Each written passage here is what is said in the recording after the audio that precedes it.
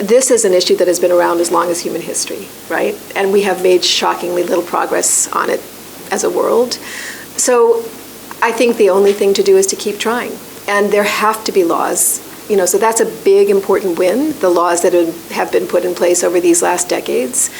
Enforcing those laws, having those laws is one thing, and enforcing them is another thing. And this is one of the reasons why we feel culture change is so important. In many, many places around the world, and I think here as well, if a woman, for example, is a victim of a domestic violence and she goes to the police, very, very often the police say, that's a domestic dispute, go back home.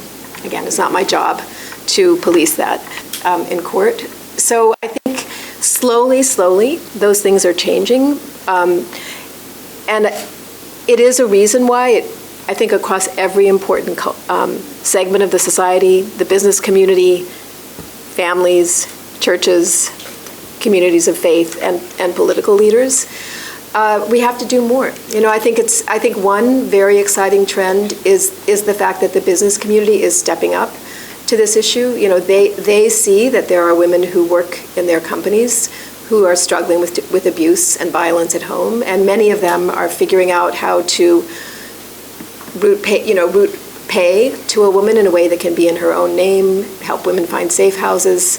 So I think that is, and the same with religious and cultural institutions. And I think that those are all part of what it's going to take